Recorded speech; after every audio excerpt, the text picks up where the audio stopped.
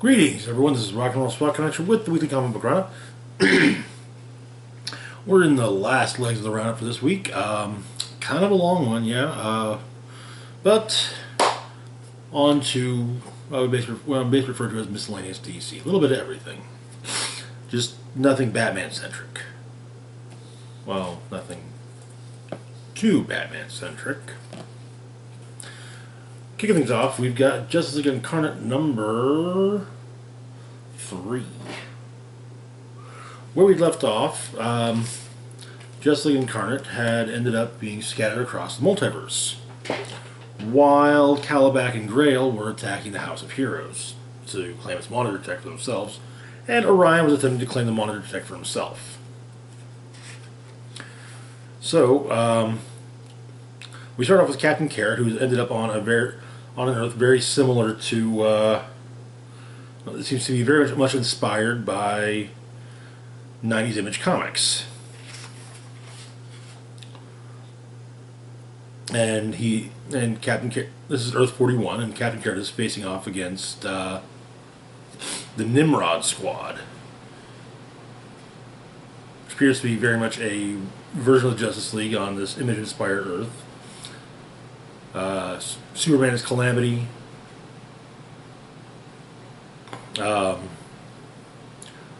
Martian Manhunter is Flintstein. Wonder Woman is Vague. Green Lantern is Fletch. Batman is the Scorpion. It would appear Spore is Swamp Thing. We've also got Sepulchre and Point Break, who I'm not sure who exactly they're supposed to be analogs of the Justice League. But Spore has dealt with Captain Carrot before and knows who he is and stops the rest of the Nimrod Squad from bringing him down. But he also implies that they're going to need help from their allies. The Cyborg Corps, the Wildcats, Wetworks, Point Break, and most especially Dino Cop. Yeah, definitely Image-inspired. Dino Cop is clearly a nod to Eric Larsen's Savage Dragon. But House of Heroes has crashed onto another Earth. Grail and Calabac are none too happy with this, and they're parademons. Most of them apparently did not survive the House of Heroes crash landing. Among the survivors, though, was the Batwoman who laughs. Dino Cop survived as well, and we learned that the Earth they're on is Earth 7. Thunderer's home, and it was pretty much devastated. So we learned that Flash ended up on Earth 31, where she appears to be at the mercy of Blackbeard, who very much who has an appearance very similar to Director Bones as Blackbeard the Pirate, but she's rescued by the Amazons and their invisible airship.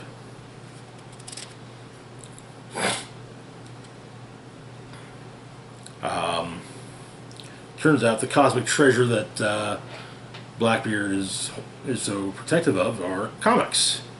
Infinite Frontier and Justice League Incarnate being among them. On Earth 33, where Calvin Ellis and Dr. Multiverse ended up, they also go to a comic shop. And they realize that they're on Earth 33, which should be impossible as it's surrounded by a fictive membrane that only ideas can penetrate. Calvin Ellis suggests that the membrane is what is keeping them from accessing their powers. So they have to make a comic book. They get a place. They talk with an editor from DC Comics. And it turns out that Batman is on Earth 26, Captain Carrot's home world. Flash shows up and saves him, and they end up on... But,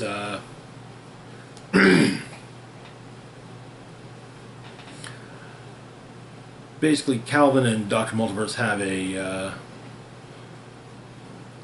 up getting their own place, and after being on that Earth for 3 months, they go to speak with their editor again, who tells them that this comic sounds cool and all, but for the issue they got, Darkseid needs to win. And they're against it because they don't want to help him. But then Batman and Flash show up, and it turns out that the comic from the Nimrod Squad seems to point to Captain Carrot being on their Earth. But the editor is revealed to be none other than Darkseid himself. I seriously feel like someone is that somebody in particular, probably who used to be at DC, is being painted as Darkseid. And I would say, given the look of the editor, I'm going to guess that he was somewhat inspired by Dan DiDio. But on which Earth was it? On Earth 41. The Nimrod Squad and their allies are dealing with the Annihilator. Their allies being Wildcats, and we see Spartan, Warblade, and Maul. Wetworks, of which we see, I think, Dozer. And the Cyborg Corps appears to have Nightwing and possibly Arsenal involved as well. And a 4-armed version of Cyborg. The 90s energy seeping out of these pages is, yeah. But then Superman, Batman, Flash, and Dr. Multiverse arrive, and they realize that, yeah, they have to let Darkseid win. The multiversal crack is amplifying the Annihilator's powers, and so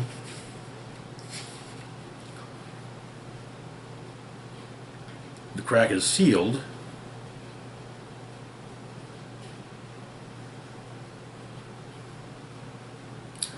But it turns out that it was never actually sealed, just contained.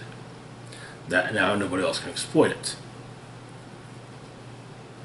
However, Maya explains that there's one that they do kind of have to let Darkseid win this round. On Earth 7, Orion and Aquaman rejoin Thunderer, Mary Marvel, and Dino Cop.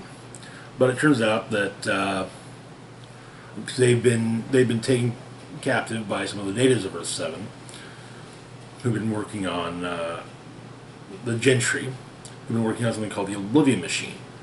The Oblivion Machine, turns out, is in fact Earth 7 in its entirety. And something comes out of it, and the Great Darkness comes out of it, and it looks like we are getting a new version of the Great Darkness saga. So for those unaware, the Great Darkness saga is considered one of the greatest Legion of Superheroes stories of all time. Deals with the Legion. It has the Legion facing off against Darkseid and his minions in the 30th century. But Brian Bendis' Legion of Superheroes kind of ended at a point of kind of saying, "Yep, the Great Darkness is coming." And well, here's the Great Darkness. There have been hints throughout Incarnate as well as Infinite Frontier that another Great Darkness was coming as well. So yeah. Anyway, good book. I love the subtle. I love all the little nods to 90s Image Comics, thanks to Earth 41. Annihilator is very clearly supposed to be a poke at Violator from Spawn, and it was so great to see Spartan, Warblade, and Maul. I'm really hoping that they'll be showing up again soon in a DC book, but we'll see. Anyway, moving on to our next book, we've got One Star Squadron number 2.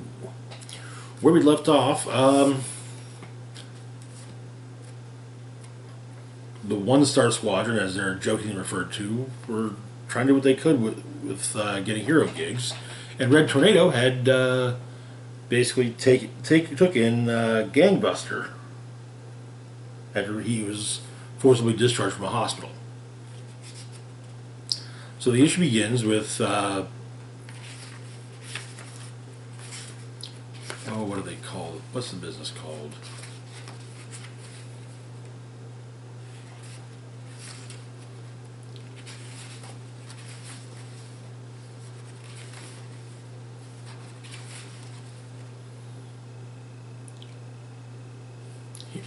With Heroes for You member Minuteman trying to source Miracle pills from a street dealer. And he does this by trying to trade a copy of the movie about him, Minuteman, Freedom Isn't Free, starring Brock Kensington, and gets a single pill.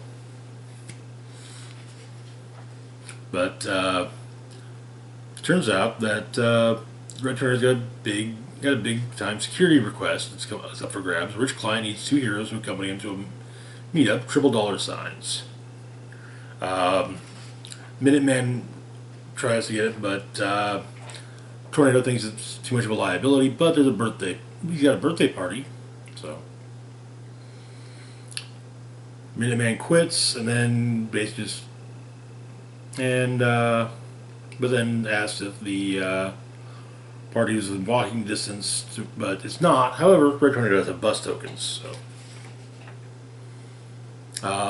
it ends up being decided that Plastic Man and Firehawk will do the security gig, and Red Tornado seems to be having something of a breakdown, while Power Girl is making moves to take over. So the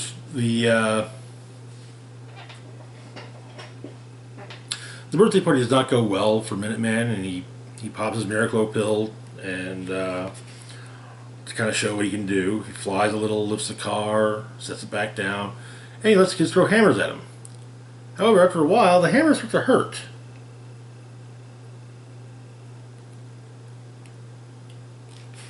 And he gets yeah, he ended up with a broken arm. He goes to see the dealer, and the dealer says, it's street drugs, man.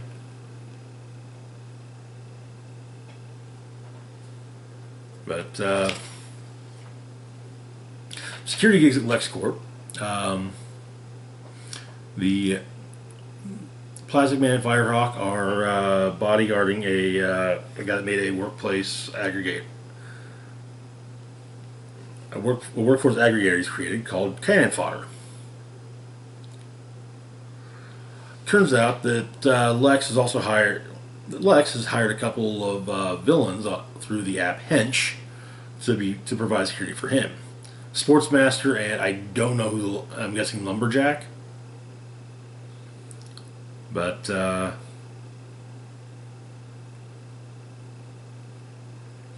apparently Hench only takes 5% commission.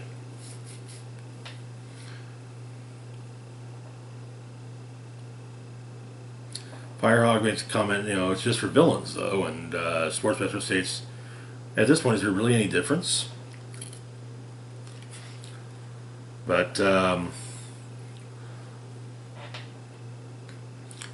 Minuteman tries to get back into Red Tornado's somewhat good graces, but apparently the dad who booked the birthday party not only called to ask how it lived a 0-star review, but also canceled their Heroes for You account and suggested that Minuteman start, doing office work instead.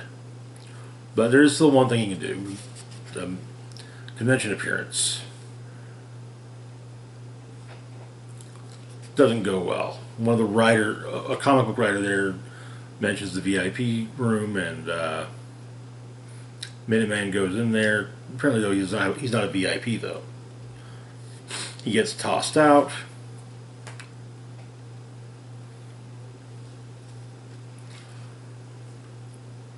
And Red Tornado has to go get him. But apparently, Power Girl is definitely planning a coup, which she springs into effect as Red Tornado goes to go pick up Minuteman from, as Red Tornado puts it, comic book jail or something. And that is where the issue ends.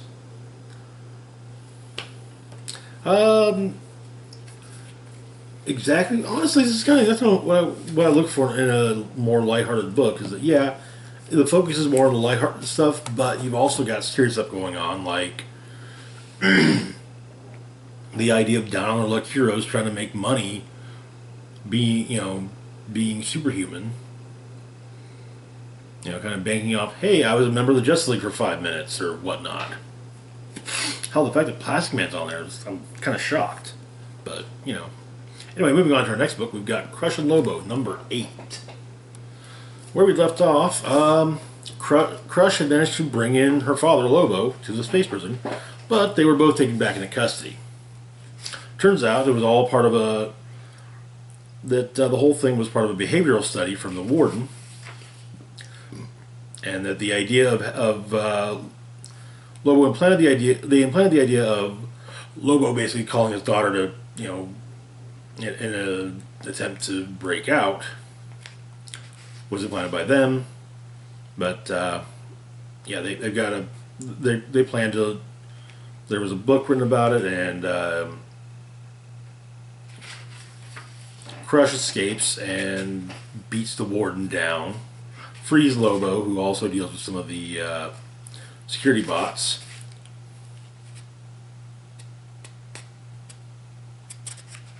The robotherapist is shown to be not much of a therapist, as he claims that it's too late for Crush to fix the habits she's already set up for herself. So, and she beats him to a point that it can't be shown on panel because to maintain a teen rating on the book. But Crush and Lobo work together to make the way through the guards. And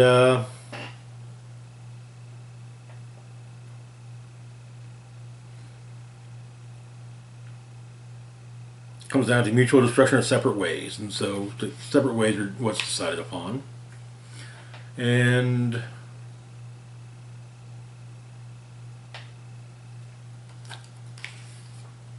Crush does text Katie, telling her she wants to try to not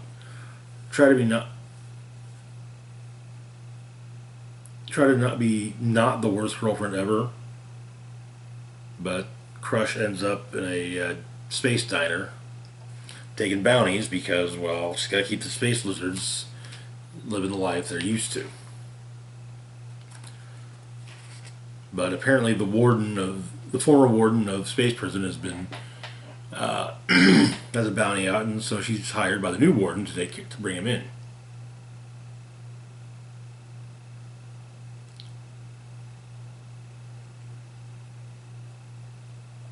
Oh, no, I scratched that. Not that. She's not hired to bring him back. She's been arrested and recycled. However, a lot of prisoners broke out. So she's got to bring them in.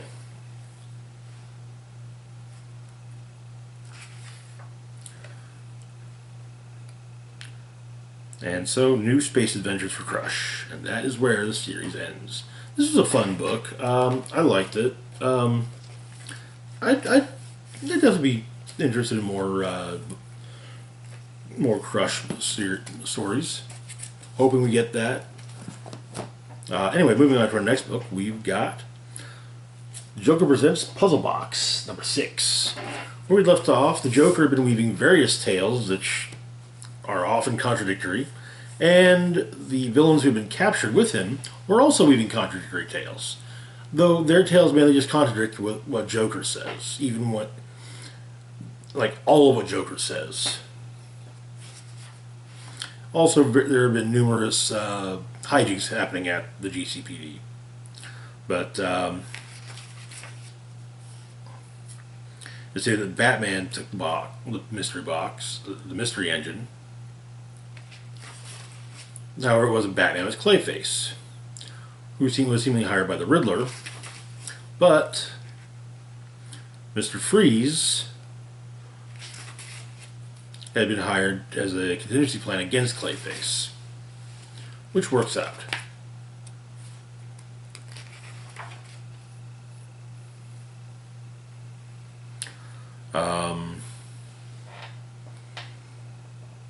Freeze says he'll talk, but he also pulls one of the tubes on his suit, letting the Freon out, and then uses the fire hose as a weapon, as a makeshift freeze gun.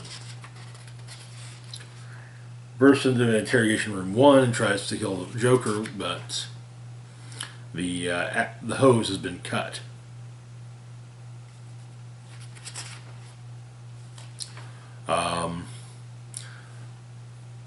Gordon takes Joker down to the morgue to show him Riddler, and who Joker thinks is very cold, but Gordon presents his own theory. Basically, Riddler had a plan. Joker wanted in. Riddler said no dice, so Joker made his own gang to ruin Riddler's plans. But they got wind of the fact they were working for Joker, and yeah, things went sideways. Batman showed up.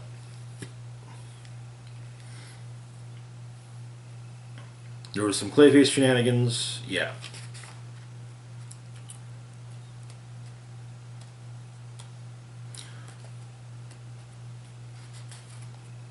Joker, however, states that, Gordon's absolutely wrong in his theory. And the old woman was picked up, could definitively say that the person who shot the Riddler was not Joker. Things are bad. Things are real bad at the precinct. Water's shut off. Fire marshal says that since the water's off, it's illegal for them to all be there, and they had to evacuate the building.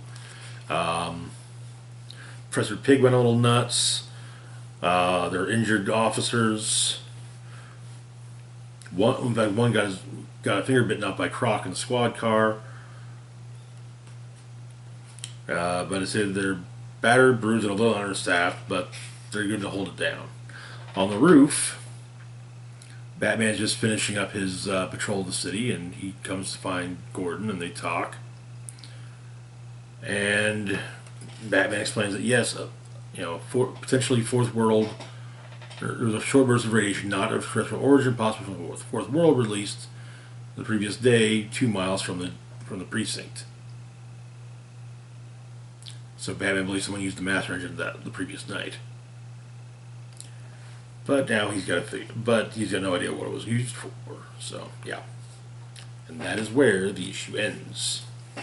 This has actually been a really fun book.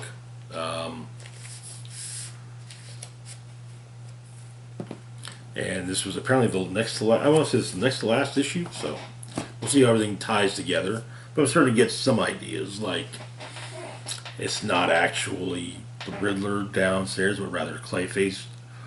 Made to a piece of Clayface made to impersonate Riddler. Hence the fact of being cold, and that Clayface was frozen. So yeah.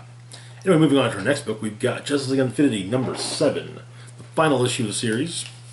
A lot of that going around, it seems. So where we left off, the evil Amazo basically unleashed anti-life on the entirety of creation,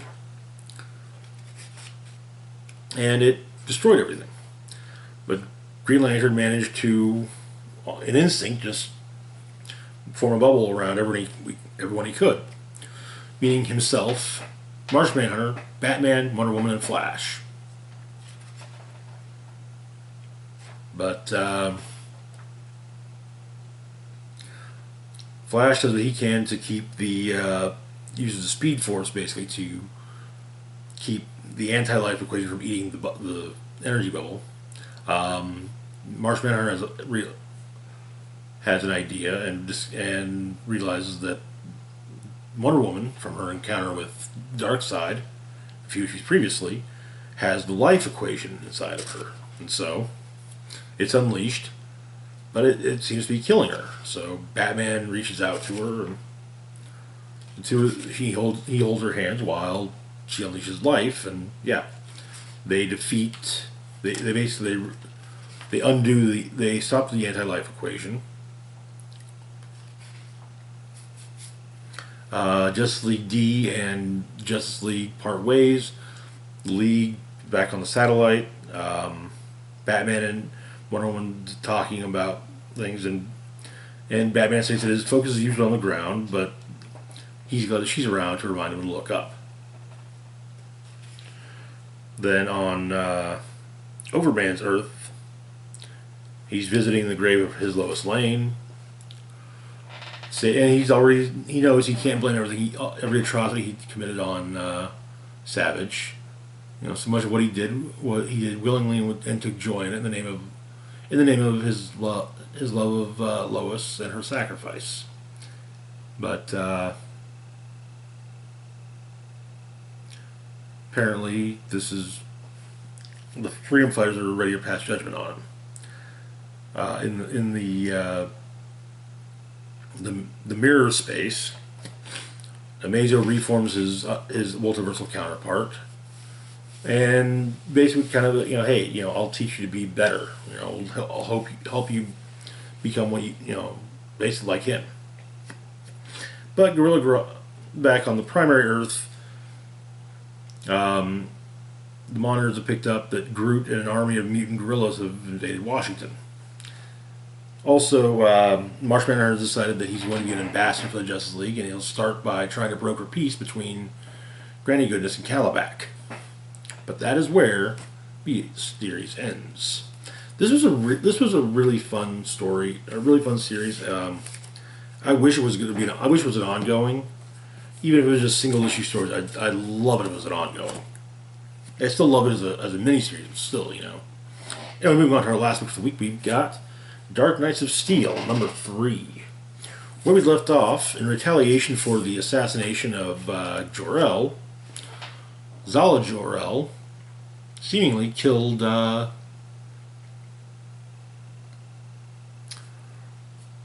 young prince of the Kingdom of Storms. So the issue begins years ago. A meteorite crash lands.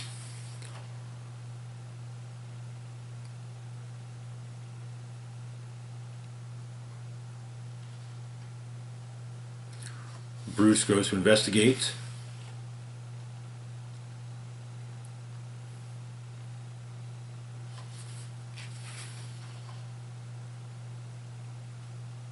But we then cut to the present where the Metal Men deal with run into Zala Jor-El, and she makes very quick work of them.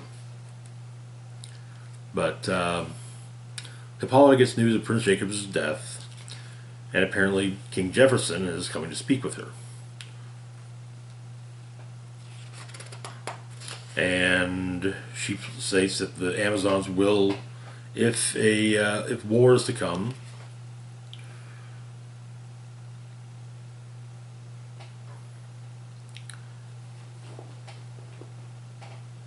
the Amazons will not abandon the Kingdom of Storms. But Diana takes her Pegasus to hopefully prevent a war.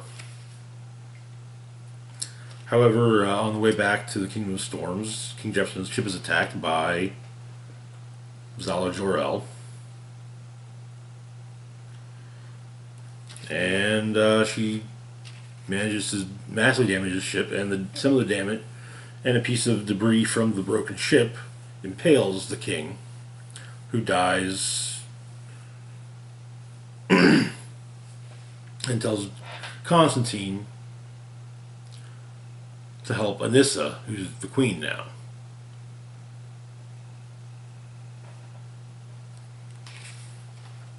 Meanwhile, Batman and Alfred have gone to investigate a recent meteor fall. They come upon the corpses of the Metal Men.